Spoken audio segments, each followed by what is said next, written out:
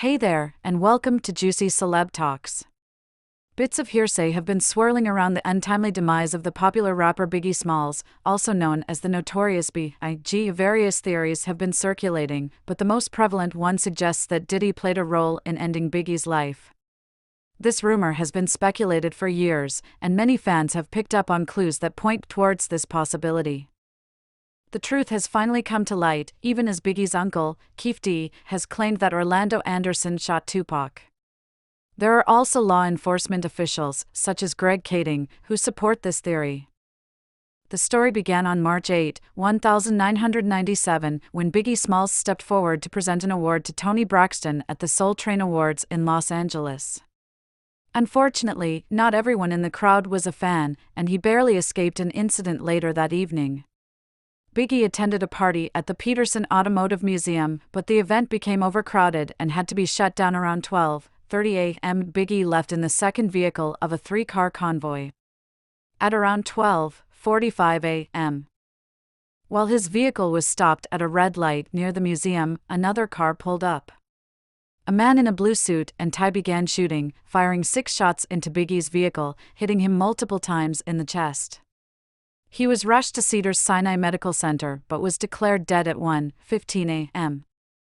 The LAPD took a month to move Biggie's case to the Homicide Division, a unit that handles high-profile cases. The LAPD faced accusations of corruption regarding the investigation, with suspicion involving Suge Knight and some police officers. Consequently, Biggie's mother filed a $400 million lawsuit against both the LAPD and the city. The case was initially closed, but 4 years later, the FBI decided to reopen it due to new developments. They started investigating LAPD officer David Mack, who became a suspect because he drove a car similar to the one used by the shooter. When they searched his home, they found a shrine to Tupac Shakur, firearms matching those used in the incident, and unusual armor-piercing bullets. The FBI's file suggested that Mack might have obstructed the investigation, although he served time for a bank robbery. Mack has consistently denied any involvement in Biggie's death and has kept a low profile since his release in 2010. However, there are reports that Mack confided in a few close friends, claiming there is a direct connection between Diddy and Biggie's tragic deaths. According to Mack, tensions between Diddy and Biggie had been simmering for a while. They used to be close, with Diddy mentoring and producing for Biggie, but as their careers took off, so did conflicts and power struggles in the music industry. Mack alleges that Diddy saw Biggie as a goldmine, a means to enhance his own success and wealth. Biggie's immense talent and popularity made him a valuable asset, and Diddy likely wanted to exploit this for his own gain. However, as Biggie's fame grew, so did his desire for independence and creative control.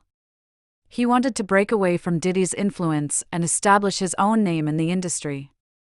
This desire for autonomy created a rift between them, with Diddy feeling threatened by Biggie's growing independence. Mack's alleged statement suggests that Diddy viewed Biggie's quest for independence as a direct challenge to his authority and control. It is claimed that Diddy began to see Biggie as a liability, someone who might expose the inner workings of the music industry and the ruthless tactics used to maintain power. It appears that Mack's supposed statements were true, as recent sources have revealed to Rolling Stone that Biggie was planning to leave Bad Boy Records before his untimely death. His lawyers were engaged in a legal battle with Diddy to reclaim his publishing rights when he was killed. According to insiders, Biggie was growing increasingly frustrated with Diddy and wanted more control over his career. Photographer Monique Bunn, a close friend of Biggie, mentioned that Biggie was definitely planning to leave Puff. She knew for a fact because Biggie had told her that. Another source added that everyone wanted to leave Puffy. Everyone leaves him. Before his death, Biggie was reportedly considering leaving Bad Boy Records for a massive deal worth more than $60 million. According to Gene Deal, in an interview with DJ Vlad, Deal talked about how he saw Biggie's Bad Boy contract while handling Diddy's briefcase.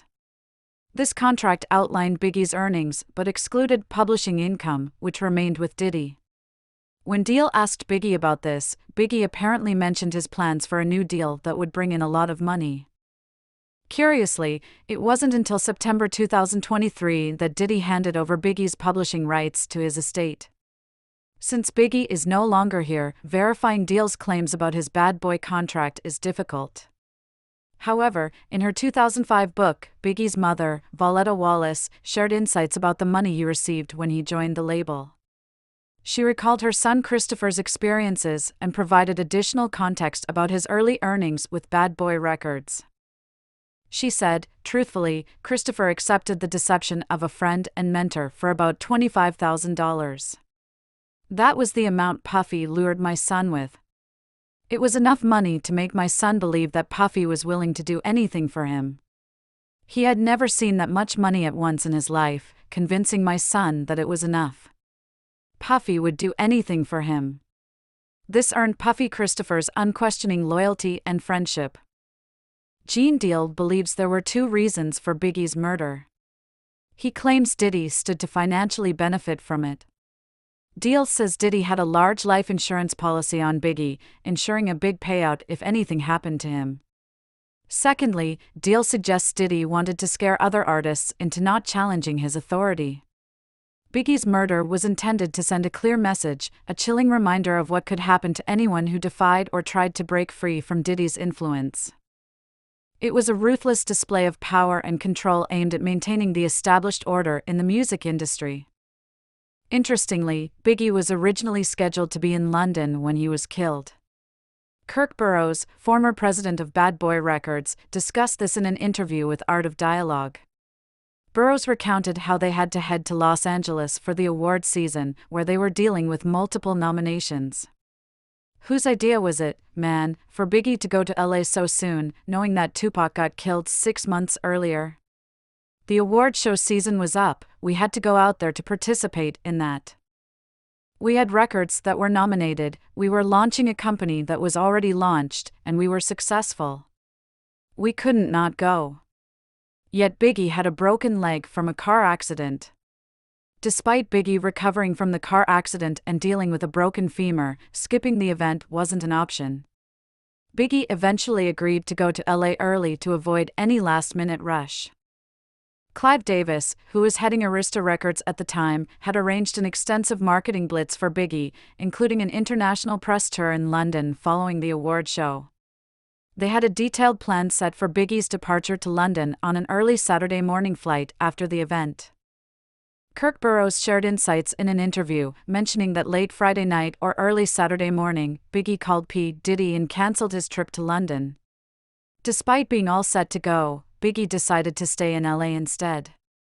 Burrowes emphasized that Biggie could have avoided the trip if Diddy had given him the option not to go. Clive Davis, who supported so many artists, believed in Bad Boy so much that he set up a marketing campaign that was never seen before. I know for a fact that he was ready to go. He would have loved not to go if his boss had just said, "You don't have to go, Big."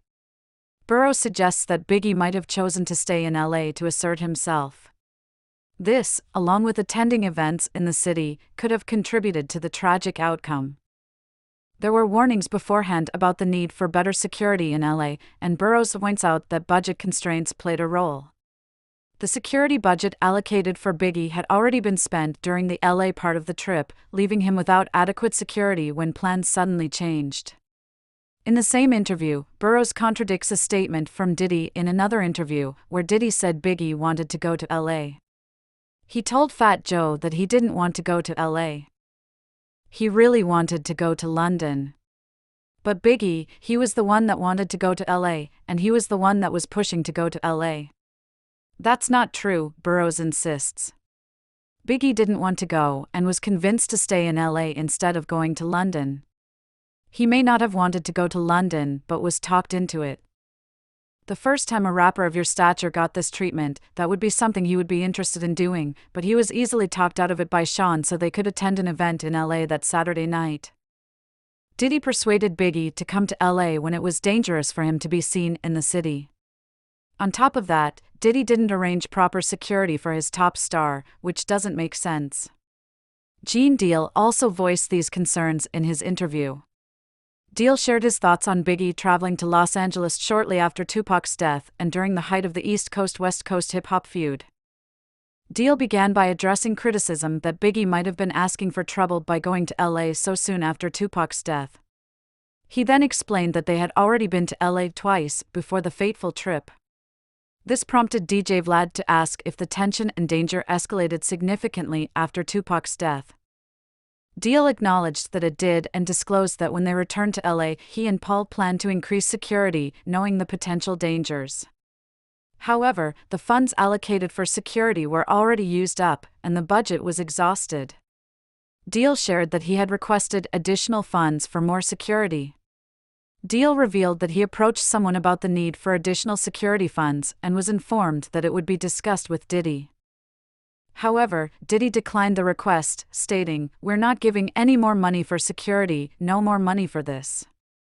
Deal stressed that the previous funds had been spent wisely, but the refusal meant they had to make do with what they had. This decision left them without the necessary security they had initially planned for. The call between Burrowes and Biggie early Saturday morning raises more questions. Burrowes mentioned that when Biggie called him to cancel the London trip, he noticed Biggie was a little tight and seemed distant, suggesting that he was in a state of discomfort. Despite Diddy's insistence that Biggie wanted to stay in LA, Burrowes and Deal's accounts paint a different picture. Both accounts suggest that Biggie initially intended to leave but was persuaded to stay. Furthermore, Burrowes' mention of Biggie's discomfort during their early morning call hints at something more troubling. When Burrowes asked Biggie why he decided to stay, Biggie mentioned something about his relationship with Sean Combs. He said, "He might be keeping me here." When Burrowes pressed for more information, Biggie hesitated and didn't elaborate further. This cryptic response adds to the mystery surrounding Biggie's decision to stay in LA. The mention of Diddy keeping Biggie there implies some form of manipulation or coercion.